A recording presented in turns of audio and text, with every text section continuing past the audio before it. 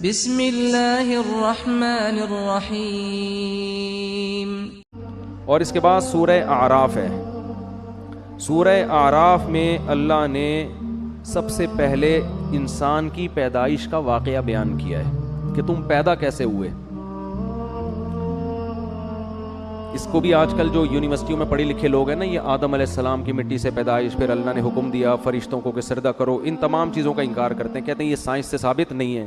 یہ دنیا کی سب سے بڑی بے وقوفی ہے کہ جو چیز سائنس کی فیلڈ نہیں ہے وہ بھی کس کے پہ ڈالی جائے؟ سائنس سے. ایک ایسے ہی آج مجھ سے کوئی پوچھ رہا تھا، مفتی صاحب یہ کرونا کی ویکسین کے بارے میں اسلام کیا کہتا ہے؟ میں نے کہا یہ ایسا ہی ہو گیا جیسے آپ سے کوئی پوچھے بخار میں پیناڈول کھانی چاہیے یا نہیں کھانی چاہیے، اسلام اس بارے میں کیا کہتا ہے؟ او بھائی یہ اسلام کی فیلڈ بولو. ہاں یہ ہوگی کہ حرام اجزاء ہیں تو حرام ہے، حلال اجزاء ہیں تو پھر کھانی چاہیے کہ نہیں، یہ اسلام نہیں کہے گا. یہ کون کہے گا؟ یہ ڈاکٹر صاحب کہیں گے. اسلام بھی یہی کہتے ہیں کہ ڈاکٹر سے پوچھو.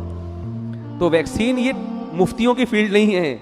ہاں ویکسین میں کوئی حرام عنصر شامل ہو تو مفتیوں کی فیلڈ ہے، لیکن حرام عنصر اگر نہیں ہے تو پھر کورونا کی ویکسین لگانی چاہیے یا نہیں لگانی چاہیے یہ مفتیوں کی فیلڈ نہیں ہے. یہ کس کی فیلڈ ہے؟ ڈاکٹروں کی. اور اس میں جو اجزاء ہیں وہ حلال ہے یا حرام، یہ ڈاکٹروں کی فیلڈ نہیں ہے. یہ کس کی فیلڈ ہے؟ ڈاکٹر تو یہ بتائیں گے یہ اجزاء ہیں. اب ان اجزاء پہ حلال کا فتویٰ لگانا ہے یا حرام کا، یہ کس کی فیلڈ ہے؟ مفتیوں کی. تو ہر چیز سائنس کی فیلڈ نہیں ہوتی. یہ فلاں سن میں یہ واقعہ ہوا تھا یا نہیں ہوا تھا، یہ سائنس کی فیلڈ نہیں ہے، یہ تاریخ دانوں کی فیلڈ ہے. کربلا میں حضرت حسین کا قتل ہوا تھا کہ نہیں ہوا تھا، یہ نیوٹن اور ڈاروین تھوڑی بتائے گا آپ کو. یہ تو مورخین بتائیں گے نا، یہ تو مورخین تاریخ دان بتائیں گے. اب جب آدم علیہ السلام پیدا ہو رہے تھے تو کوئی تاریخ دان موجود تھا ہیں کہ کیسے پیدا ہوئے، پھر کیا کیا واقعات ہوئے؟ ظاہر ہے نہیں تھا. تو اس لیے یہ ڈائریکٹ کون بتاتا ہے؟ اللہ بتاتا ہے، کیونکہ وہ تو پہلے شخص ہے نا دنیا میں، تو اللہ بتاتا ہے. تو اس لیے اس میں یہ کہنا کہ سائنس میں تو کہیں نہیں لکھا ہوا، تو یہ پاگلوں اور بیوقوفوں والی باتیں ہیں. تو اللہ نے آدم علیہ السلام کا واقعہ بیان کیا کہ وَإِذْ قُلْنَا لِلْمَلَائِكَةِ وَلَقَدْ خَلَقْنَاكُمْ، ہم نے تمہیں پیدا کیا. اور کیسے؟ مٹی سے، آدم کو. پھر ہم نے فرشتوں کو حکم دیا کہ آدم کو سجدہ کرو. یہ ہمیں دنیا میں جب لایا جا رہا ہے تو ہمیں پروٹوکول دیا جا رہا ہے. اور جو آدم کو نہیں مانتے، جو کہتے ہیں بندر سے انسان بنائے، انہوں نے انسان کو پروٹوکول بولو نہیں دیا. انہوں نے تو انسان کی ایک اتفاقی حادثے کا نتیجہ ہے وہ تو پھر انسان کی قابل عزت تھوڑی ہوا. ہمیں بتایا جا رہا ہے کہ انسان جب دنیا میں آیا بڑے اہتمام کے ساتھ آیا تھا، وہ ایسے ہی نہیں آ گیا. ساری مخلوق نے اس کو، آدم کو سجدہ کیا. شیطان اڑ گیا. اللہ نے کہا کہ تو نے سجدہ کیوں نہیں کیا؟ قال انا خیر منہ، میں اس سے بہتر ہوں. خلقتنی من نار، تو نے مجھے آگ سے بنایا اور اسے مٹی سے بنایا. آگ مٹی کو سجدہ نہیں کر سکتی. قرآن کہتا ہے ہم نے کہا فاہبط منہا، دفع ہو جا یہاں سے، نکل جا یہاں سے. تجھے اس کی اجازت نہیں ہے کہ میرے حکم کے سامنے تو تکبر کر. انک من الصاغرین، آج سے تو میری نظر سے گر گیا ہے. بجائے توبہ کرنے کے شیطان نے کہا انظرنی الی یوم یبعثون، اے اللہ مجھے قیامت تک کے لیے زندگی دے دے. اللہ نے فرمایا انک من المنظرین، میں تجھے قیامت سے پہلے موت نہیں دوں گا، کر لے جو کرنا ہے. قال فبما اغویتنی، اے اللہ اس آدم کی وجہ سے تو نے مجھے گمراہ کیا ہے. لأقعدن لهم صراطک المستقیم، جب بھی یہ آدم سیدھے راستے پہ چلے گا میں اس راستے کے سامنے آ کر بیٹھ جاؤں گا، نہیں چلنے دوں گا. یہ جیلسی، حسد اس کی وجہ سے ہوا، اس کی وجہ سے حسد میں آ گیا. ثم لآتینہم من بین ایدیہم، اے اللہ یعنی چیلنج کر رہے اللہ کو، میں اس کے سامنے سے بھی آؤں گا، اس کے پیچھے سے بھی آؤں گا، دائیں سے بھی آؤں گا، وعن شمائلہم، بائیں سے بھی آؤں گا. ولا تجد اکثرہم شاکرین، اے اللہ ان میں سے اکثر کو تو دیکھے گا کہ وہ تیرے شکر گزار نہیں بنیں گے. 100% کا تو میں چیلنج نہیں کرتا، لیکن اکثریت کو جہنم میں پہنچا کے چھوڑوں گا. کیسے چیلنج کر رہا ہے؟ یہ نہیں کہہ رہا کہ میں سب کو گمراہ کرنے کی کوشش کروں گا، نہ رزلٹ بتا رہا ہے. یہ ایسے ہے جیسے کوئی آپ کو کہہ کر گئے کہ یار فلاں دہشت گرد ہے، اس سے لڑنا ہے. ایک طریقہ دھمکی کا یہ ہوتا ہے کہ میں اب تو نہیں چھوڑوں گا اس کو. ایک طریقہ ہوتا ہے کہ آپ دیکھ لینا کل صبح اخبار میں اس کی رپورٹ آ جائے گی, یعنی خبر بتا رہے ہوتے ہیں نا کہ بس یہ سمجھو کہ یہ کام ہے بھائی ہو گیا, بس سمجھو کہ یہ بس آپ نے مجھے کہہ دیا نا کل صبح اخبار میں آ جائے گا وہ. یہ طریقہ ہوتا ہے بڑی دھمکی کا. تو شیطان یہ نہیں کہہ رہا کہ میں سب کو گمراہ کروں گا, شیطان کہہ رہا ہے اللہ میں خبر پیش کر رہا ہوں, لا تجد اکثرہم شاکرین, اکثر لوگوں کو تو دیکھے گا کہ وہ شکر گزار نہیں ہے. اور قرآن کہتا ہے وَلَقَدْ صَدَّقَ عَلَيْهِمْ إِبْلِيسُ ظَنَّهُ, شیطان نے جو دعویٰ کیا تھا نا اس دعوے میں شیطان نے اپنے آپ کو سچا پایا. اکثریت کو شیطان جہنم کا ایندھن بنا چکا ہے. جب شیطان نے یہ کام کیا اللہ نے کہا اخرج منہا مذءوما مدحورا, نکل جا یہاں سے ذلیل ہو کر اور دھتکارا ہوا ہو کر, یعنی بجائے توبہ کرنے کے اور چیلنج پہ چیلنج کر رہا ہے. اور پھر اللہ نے فرمایا لمن تبعک منہم, ٹھیک ہے میں نے تجھے لوگوں میں چھوڑ دیا تو ان کو گمراہ کر, لیکن میں تجھے بتاؤں کہ جو تجھے فالو کریں گے لَأَمْلَأَنَّ جَهَنَّمَ مِنْكُمْ أَجْمَعِينَ, تجھ سمیت ان لوگوں کو تیرے ساتھ جہنم میں ڈال کے جہنم کو میں بھر دوں گا. میں بھی جہنم بھرنے میں بخل سے کام نہیں لوں گا, لیکن میں یہ بات تیری لوگوں کو بتاؤں گا ضرور کہ وہ تمہارے پیچھے پڑا ہوا ہے. اس کے بعد اللہ نے آدم علیہ السلام سے, ادھر تو اللہ کا مکالمہ کس سے چل رہا ہے بھائی شیطان سے, چل جا تجھے مہلت دی, پنجہ آزما تو جا کے. ادھر اللہ نے آدم علیہ السلام سے خطاب کیا وَيَا آدم, اور اے آدم اسکن انتا وزوجک الجنہ, تو اور تیری بیوی دونوں کہاں زندگی گزارو, جنت میں, جنت میں عیش و عشرت کرو. اور فَكُلَا مِنْ حَيْثُ شِئْتُمَا, تم دونوں کو میں کہہ رہا ہوں پوری جنت تمہارے لیے میں نے حلال کر دی, جہاں سے کھاؤ چاہو کھاؤ پیو. وَلَا تَقْرَبَا هَٰذِهِ الشَّجَرَةَ, یہ والا جو درخت ہے کھانا تو دور کی بات اس کے قریب بھی مت جانا, اس کے قریب بھی مت جانا. فتکونا من الظالمین, دونوں ظالمین میں سے ہو جاؤ گے. فوس شیطان آ گیا, اس نے کیسا ہوشیار ہے, چلو پہلے آدمی کو چھوڑ دیتا, یہ کل سے میں اپنا کام ابھی تھوڑا ریسٹ کر لوں, ابھی تو دھمکیاں ومکیاں چلی ہیں, ذرا ایک ہفتہ ریسٹ کرتا ہوں, تھوڑا آرام کرتا ہوں, اس کے بعد پھر جو ہے کوشش کریں گے. ویژنری لوگ جو ہے نا وہ ریسٹ نہیں, چاہے اچھا ویژن ہو چاہے برا ویژن, اس سے پتہ چلتا ہے. اور شیطان اس میں کامیاب بھی ہوا. قرآن کہہ رہے اکثریت کہاں جائے گی, جہنم میں. شیطان نے جو کہا تھا نا کر کے دکھایا, لیکن بے وقوف یہ نہیں دیکھ رہا کہ میں بھی تو جا رہا ہوں ٹھیک ہے نا, یہ بے وقوفی ہے اس کی. اس نے کہا کوئی بات نہیں, ہم بھی جائیں گے, ان کو بھی لے کے مریں گے. تو اسی وقت سے شیطان نے کام اپنا شروع کر دیا. یہ جنت میں کیوں چلے گئے, قرآن کہتا ہے فوسوس لہما الشیطان, دونوں کو جا کے دل میں وسوسے ڈالنا شروع کیے شیطان نے, دل میں وسوسے. لیبدیہما وقال ما نہاکما ربکما عن ہذہ الشجرہ, ان کے دل میں جا کے خیالات ڈالے کہ دیکھو پوری جنت میں ہر چیز کھانے کی اللہ نے اجازت دے دی ہے, یہی والے پہ پابندی لگائی ہے, اس کا مطلب اس میں کچھ ایسی خاص چیز ہے جو دوسروں میں نہیں ہے. یہ انسان کی نیچر ہے کہ جس چیز سے روکا جائے نا, آپ تجربہ کر کے دیکھ لیں, گھر میں نا ایک الماری رکھیں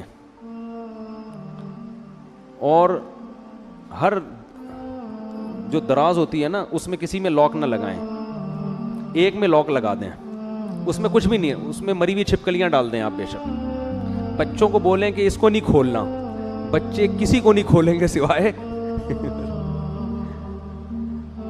اسی کو کھولنے کی, ان کو ہوگا. وہ یہ شیطان وسوسے ڈالتا ہے, وہ نافرمانی کرواتا ہے.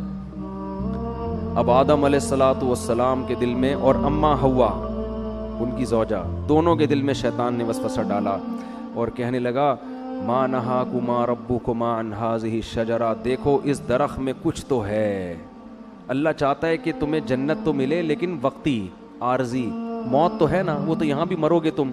تو لگتا ہے کہ اس درخت میں ایک چیز ہے کہ یہ درخت کھاتے ہی ہمیشہ زندگی, موت, یہ ایسی ویکسین لگ جائے گی یہ کورونا سے حفاظت کی ویکسین ہے, اور کورونا نہیں بلکہ یہ موت سے حفاظت کی کیا ہے, ویکسین ہے. یہ کھاتے ہی موت پروف ہو جاؤ گے. اور دوسری بات, فرشتے بن جاؤ گے جن کی ہزاروں سال عمریں ہوتی ہیں. یہ چکر ہے. قرآن کہتا ہے ایسے دل میں بار بار بار بار. اب پیغمبر جو ہے نا ان کے بارے میں پوری امت کا اجماع ہے, ان سے صریح نافرمانی نہیں ہوتی. البتہ یہ ضرور ہے کہ ان سے اجتہادی غلطی ہو جاتی ہے. تو علماء کہتے ہیں کہ آدم علیہ السلام کے دل میں خیال آیا اور اماں ہوا کہ اللہ نے یہ والا درخت منع کیا ہے نا, تو یہی درخت وہاں بھی اگا ہوا ہے, وہاں بھی اگا ہوا ہے, تو وہاں سے کھا لیتے ہیں, کیونکہ اللہ نے تو حاضی ہی کہا تھا یہ والا. حالانکہ اللہ کی مراد یہ تھی کہ یہ کا مطلب پوری جنت میں کہیں بھی یہ والا درخت نہیں کھانا. تو آدم علیہ السلام نے تعویل کر لی, اماں ہوا نے بھی, یہ والا کا ہے وہ والا تھوڑی کا ہے, اور شیطان وسوسے ڈال رہا ہے کہ کھا لو بھائی, کھا لو بھائی. جا کے قرآن کہتا ہے فلما ذاق الشجرہ, کھانا تو دور کی بات, ابھی زبان پہ پھل کو رکھا اور چکھا ہی تھا, فوراً اللہ کی طرف سے پہلا عذاب کیا آیا, وطفقا بدت لہما سوآتہما, اللہ نے دونوں سے جنت کا لباس چھین لیا, دونوں برہنہ ہو گئے. وطفقا یخصفان علیہما من ورق الجنہ, اور شرم کی وجہ سے جلدی جلدی جنت کے درختوں کے پتوں کو اپنے اوپر ڈال. تو اب القرآن کہتا ہے فطفقا یخصفان علیہ وناداہما ربہما, فوراً رب نے ان دونوں کو پکارا, الم انہکما عن تلکما الشجرہ, کیا میں نے تم دونوں کو منع نہیں کیا تھا یہ درخت مت کھانا, وَأَقُلْ لَكُمَا إِنَّ الشَّيْطَانَ لَكُمَا عَدُوٌّ مُبِينٌ, کیا میں نے کہا نہیں تھا کہ شیطان تمہارا دشمن ہے. اس سے پتہ چلتا ہے کہ اللہ تعالیٰ یہ واقعہ آدم علیہ السلام کو بھی سنا چکے تھے کہ دیکھ آدم, سب نے سجدہ کیا ہے, شیطان نے نہیں کیا, اور یہ تمہیں اور تمہاری بیوی کو گمراہ کرے گا. اب دیکھو ہوا کیا ہے, شیطان کو اللہ نے کہا تھا نا کہ سجدہ کیوں نہیں کیا, شیطان نے فوراً لاجک پیش کرنا شروع کر دی, میں بہتر اور یہ کیا ہے, یہ مجھ سے کمتر ہے. لیکن آدم علیہ السلام نے یہ کام نہیں کیا. آدم علیہ السلام نے یہ نہیں کہا کہ اللہ میں جنت میں آیا ہوں, تو نے یہ والا کہا تھا, میں نے وہ والا کھایا, یہ والا تھوڑی کھایا. جیسے بچے نہیں فوراً شروع کر دیتے ہیں, فوراً عذر پیش کرنا شروع کر دیتے ہیں, میں نے یہ والا تھوڑی, میں نے تو وہ والا کھایا ہے. اور دوسری بات یہ کہ ایک دفعہ کھا لیا نا, ابھی کھایا کہاں ہے, وہ تو چکھا ہی تھا, ٹھیک ہے نا, کھایا کہاں ہے, ابھی تو زبان پہ رکھا تھا, کھانے دیا کہاں تو نے. دوسری بات یہ کہ اللہ جب تو نے پوری جنت میرے لیے حلال کر دی, تو ایک درخت پہ پابندی لگانے کا کوئی فلسفہ میری سمجھ میں آتا ہے نہیں. ٹھیک ہے آئندہ میں احتیاط کروں گا, نہیں کھاؤں گا, لیکن یہ مائنڈ میں آنے والی بات ہے نہیں. حج آپ کو زندگی میں ایک بار کرنا پڑے گا, حج کے پیسے کسی غریب کو کھلاؤ گے تو حج ادا نہیں ہوگا. قربانی سے ہوگی. لوگ کہتے ہیں قربانی کے پیسے سے کسی لڑکی کو جہیز دے دو, جہیز دینے سے جہیز کا ثواب مل جائے گا. قربانی آدم, جب حضرت اللہ نے ابراہیم علیہ السلام کو کہا تھا نا بچے کو ذبح کرو, تو ابراہیم علیہ السلام نے یہ نہیں کہا تھا کہ اللہ اس سے بہتر ہے کہ میں کسی بیوہ کی شادی کرا دوں. یہ کیسا حکم دے رہے بچے کو ذبح کرو. اے اللہ میں کسی غریب کو جہیز دلا دیتا ہوں, اے اللہ میں ایک ہسپتال کھول لیتا ہوں جس میں غریبوں کا فری علاج ہوگا. اگر ابراہیم علیہ السلام اللہ سے اس قسم کے اعتراضات کرتے نا تو خلیل اللہ نہ بنتے. یہ شیطان کا کام ہوتا ہے کہ میں کیوں کروں, یہ کچھ اور بول دے. اللہ اس وقت شیطان سے کہتے کہ چل تو سجدہ نہیں کرنا, نہیں کر, تو 1 کروڑ رکعت کی نیت باندھ لے. شیطان فوراً باندھ لیتا, فوراً کیا کرتا, بولو, باندھ لیتا. اللہ اس سے کہتے ٹھیک ہے تو غریب جنات کو کھانا کھلا. وہ بھی جن تھا نا, تو غریب جنات کو کیا کھلا, کھانا. شیطان دبا کے کھلاتا کیونکہ وہ بڑا عبادت گزار تھا. اس نے کہا سب کچھ کرنے کے لیے تیار ہوں, لیکن یہ حکم میری کھوپڑی میں آتا نہیں ہے. یہ جمعہ 8 دن آدم میرے سامنے پیدا ہوا ہے, میں پرانا عبادت گزار, کب سے عبادت کر رہا ہوں, میں اس کو سجدہ کروں. یہ بات ساڑی عقلج بولو. شیطان نے کہا تھا نہیں میری کھوپڑی میں نہیں آ رہا. آدم کو اللہ نے کہا میں نے منع کیا تھا مت کھانا. تو آدم علیہ السلام نے یہ نہیں کہا ایکچولی اللہ مجھے اصل میں کنفیوژن ہو رہی تھی تھوڑی, یہ والا یا وہ والا. تو اصل میں وہ نا نا نا نا نا نا جیسا ہی اللہ نے کہا میں نے منع کیا تھا, آدم نے کہا ربنا ظلمنا انفسنا. دونوں مل کے دعا مانگنے لگے میاں بیوی, اے ہمارے رب ہم نے اپنی جان پہ ظلم کیا, کوئی عذر نہیں, غلطی ہو گئی. وَإِن لَّمْ تَغْفِرْ لَنَا, اب بھکاری بن کے مانگ رہے ہیں اللہ اب تیرے رحم و کرم پہ ہیں ہم, تو چاہے تو شیطان کی طرح ہمیں بھی دھتکار سکتا ہے ہمیشہ کے لیے, لیکن ہم تباہ ہو جائیں گے. ہم کیا ہو جائیں گے, برباد, ہم پہ طرز کھا اور ہمارے اس جرم کو معاف کر دے. اللہ کو یہ کلمات اتنے پسند آئے, قرآن کہتا ہے ثم اجتباہ ربہ فتاب علیہ وہدا. 3 احسان کی اللہ نے آدم پر. ایک اجتباہ, آدم کو کی دوبارہ ویسے ہی سلیکشن ہو گئی جیسے پہلے, جیسے کسی عہدے سے برطرف کر دیا جاتا ہے نا, ایسا جو صاحب کو نکال دیا فوراً وہ عہدہ کیا ہو گیا, بحال. تو اللہ کی نظر میں آدم کا جو مقام تھا نا اس غلطی سے پہلے, اللہ کہتے ہیں اجتباہ, وہ مقام میں نے آدم کو دوبارہ دے دیا. ثم اجتباہ ربہ فتاب علیہ. نمبر 2, گناہ بھی معاف کر دیا. صرف دنیاوی لحاظ سے جو عہدہ ملا تھا وہ واپس نہیں ملا, بلکہ جو غلطی تھی وہ بھی معاف. اور پھر ایک اور احسان یہ کیا, وہدا, آئندہ کے لیے ان کو یہ توفیق دی کہ سیدھے راستے پہ چلیں اور ایسی غلطی نہ کریں. یہ تگڑی توبہ کی علامت ہوتی ہے کہ دوبارہ گناہ سے انسان کی حفاظت. ایسا بنا دیا کہ اب غلطی پروف ہو گئے, کیا ہو گئے, اب نہیں ہوگی یہ غلطی, اب میں حفاظت کروں گا آپ کی توبہ مجھے اتنی پسند آئی ہے, اب آپ سے یہ غلطی میں نہیں ہونے دوں. شیطان وسوسے ڈالے گا, اب میں شیطان کی راہ میں رکاوٹ بنوں گا. بعض دفعہ ایسی خاندانی توبہ انسان کرتا ہے کہ اللہ پھر اس کو توفیق دیتے ہیں کہ وہ غلطی سے بچے, لیکن پھر بھی غلطی ہوتا ہے, پھر بھی توبہ کرو.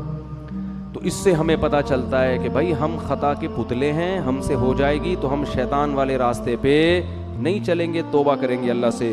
جب اللہ نے آدم علیہ السلام کو یہ فرمایا تو اللہ نے فرمایا توبہ تو قبول ہے, لیکن اب آپ کو زمین پہ رہنا ہے.